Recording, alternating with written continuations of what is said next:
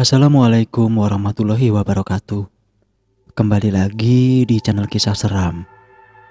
Pada kesempatan kali ini gue akan bercerita tentang pengalaman seseorang di mana nama dan lokasi di cerita ini udah gue samarin semua. Dan buat kalian yang baru bergabung di channel ini, gue ingetin untuk subscribe channel ini dan nyalakan tombol notifikasinya agar kalian dapat mendengarkan cerita-cerita terbaru dari channel ini. Teror Hantu Anita, Juni 1998. Namaku Dodi. Saya masih ingat betul kejadian-kejadian itu. Anita, dia adalah kakakku tercinta. Dia sudah menikah dan mempunyai satu orang anak yang masih berumur 2 tahun. Sejak kepergian suaminya, dia harus mencari uang sendiri untuk menghidupi anaknya yang masih kecil. Suaminya meninggal akibat kecelakaan. Kedua orang tua kami juga sudah meninggal semenjak aku berumur 3 tahun. Jadi kami cuma hidup berdua saja dengan kakakku dan juga anaknya Farel. Waktu itu kakakku membuka usaha kecil-kecilan. Dia membuka warung kopi dan menjual berbagai makanan kecil. Ada pisang goreng, tempe goreng, mendoan, dan lain-lain. Warung kakakku ramai, mulai anak-anak muda sampai orang tua yang mengopi di sini. Nah, dari sinilah kejadian yang tidak pernah aku lupakan sepanjang hidupku ini dimulai.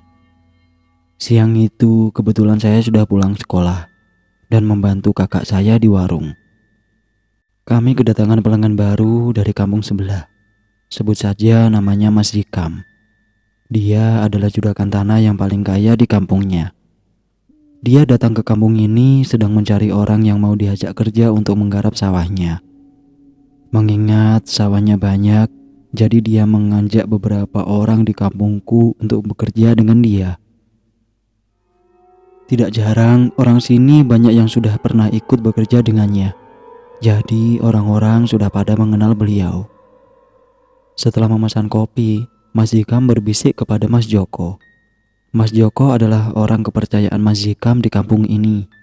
Dan kebetulan waktu itu kakakku yang nganterin kopi pesanan Mas Zikam. Jok, cantik bener orang ini, bisik Mas Zikam kepada Joko. Janda baru bos, suaminya baru saja meninggal 1 bulan yang lalu, jawab Joko. Memang, kakakku sangat cantik, mirip sekali dengan ibuku. Orangnya tinggi, ditambah badannya juga berisi, tidak gendut dan juga tidak terlalu kurus. Dan waktu itu kakakku juga masih berumur 25 tahun, jadi dia masih muda banget. Semenjak itu Mas Zikam jadi sering ngopi di sini. Dan hingga suatu ketika saya mempergoki mereka sedang mengobrol berdua. Dan kelihatannya obrolan mereka itu sangat serius. Dan pada malam harinya, tiba-tiba kakakku memanggilku. Dodi, kamu lagi apa di kamar? Panggil kakakku yang waktu itu dia udah ada di depan pintu kamarku. Lagi ngerjain PR kak, jawabku dari kamar. Bisa keluar sebentar? Tanya lagi kakakku. Iya kak. Tak lama kemudian, saya keluar dari kamar dan menuju ruang tamu di mana kakak udah duduk di ruang tamu. Dot, kamu tahu Mas Zikam kan? Tanya kakakku dengan tiba-tiba. Iya, tahu kak. Ada apa dengan dia? Jawabku. Zikam mau melamar kakak. Kakak bingung dek. Sedangkan Zikam sudah punya istri dan punya 2 orang anak. Jawab kakakku agak gugup. Aduh, gimana ya kak? Aku gak bisa jawab. Atau bagaimana jika kakak minta pendapat ke Bibi Tati? Jawabku dengan meyakinkan kakakku.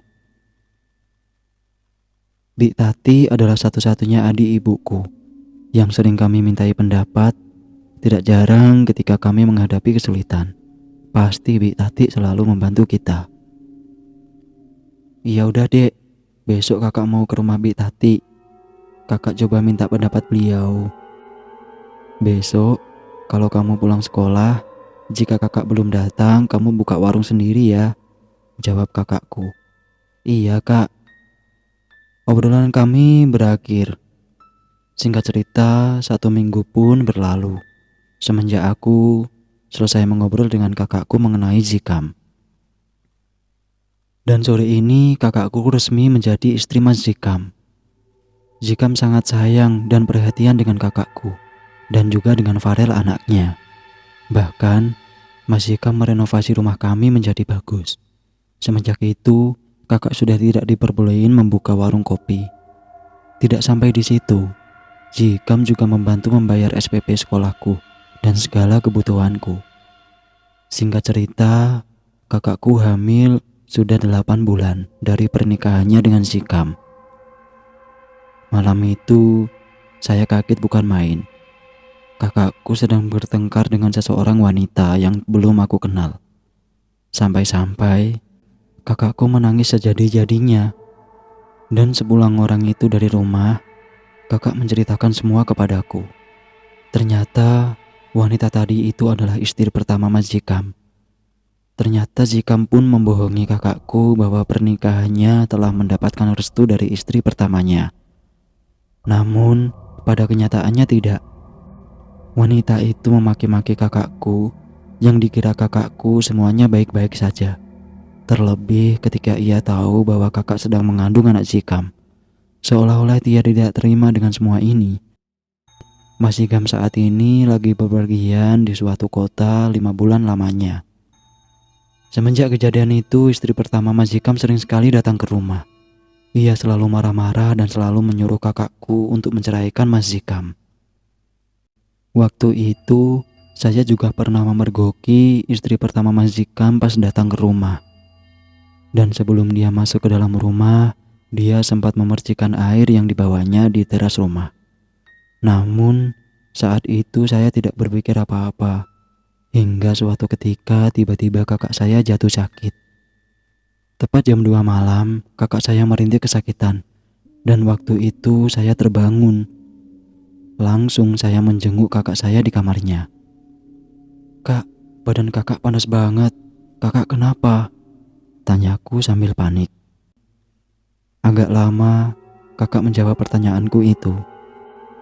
Hingga suara lirih itu terdengar dari bibir kakakku. Panggil Bik Tati, dek, ucap kakakku dengan lirih. Iya kak, jawabku sambil gugup. Setelah saya meminumkan air untuk kakakku, malam itu juga saya langsung pergi ke rumah Bik Tati. Rumah Bik Tati agak jauh dari rumahku, sekitar 3 kilo dari rumahku. Waktu aku keluar rumah, terdengar ocehan burung gagak dengan sangat keras. Ditambah seremnya gelap malam. Aku tidak berpikir panjang. Kukayun sepeda pancalku dengan cepat. Hingga akhirnya, tak lama kemudian aku sampai di rumah Bik Tati. Bik Tati, Bik Tati, buka pintunya. Agak lama aku mengetuk pintu itu. Dan tak lama kemudian, terdengar suara langkah kaki dari dalam rumah dilanjut dengan suara Bik Tati yang menjawab panggilanku. Siapa di depan? Jawab Bik Tati dari dalam rumah. Dodi, Bi, tolong buka pintu, Bi, jawabku dengan nafas masih ngos-ngosan. Oh iya Dot, tunggu sebentar. Tak lama kemudian pintu pun terbuka. Bi, kakak Bi, tolong kakak Bi, kataku dengan panik. Kakak tiba-tiba sakit Bi, badannya panas Bi, lanjutku. Astagfirullahaladzim. Ya sudah, kamu balik dulu. Bibi menyusul dengan pamanmu, ucap Bibi dengan singkat. Setelah itu saya langsung bergegas balik dan sesampainya di rumah, tak lama kemudian disusul dengan kedatangan Bik Tati dan suaminya. Kami langsung bergegas menuju kamar kakakku. Ya Allah Nit, kok bisa begini? Kamu habis dari mana? Ucap bibiku. Saat ini kakakku badannya panas dan wajahnya pucat. Bibirnya pun memutih. Ini ada yang gak beres. Ini bukan sakit biasa. Ini tidak normal, sahut pamanku. Kebetulan tak jauh dari rumah kami ada sesepuh desa yang dituakan karena beliau mempunyai kelebihan. Ya, istilahnya kayak orang pintar gitu. Yang ada di pikiran Bibi waktu itu, mengingat kakak kan sedang hamil. Takutnya dia lagi diikutin barang tak kasat mata. Memang waktu itu di kampungku masih banyak orang yang mempercayai hal-hal begituan. Tak lama kemudian Mbah Dirun datang. Ternyata tadi pamanku yang memanggilnya. Waktu itu saya dan Bibi lagi di ruang tamu, lagi nenangin Farel yang sejari tadi sejak paman dan Bibi datang dia terbangun dan menangis. Farel menangis tidak berhenti-berhenti. Aku lagi nenangin Farel di ruang tamu, Bibi, paman dan Mbah Dirun masuk ke kamar kakak untuk memeriksanya. Innalillahi wa inna ilaihi rajiun. Terdengar suara Mbah Dirun disambut dengan tangisan Bibi. Mendengar itu, aku dan Farel segera menyusul mereka ke kamar. "Kak, jangan tinggalin Dodi, Kak," teriakku sambil memeluk kakakku yang sudah tiada. "Iya, kakakku meninggal dunia." Setelah mendengar penjelasan dari Mbah Dirun, kini aku mengerti. Kata Mbah Dirun, semua sudah terlambat. Kakakku kena santet. Aku menyimpulkan semua yang terjadi ini pasti ada hubungannya dengan istri pertama Mas Zikam. Waktu itu aku pernah memergokinya sedang membuang air yang dibawanya di teras. Bersambung.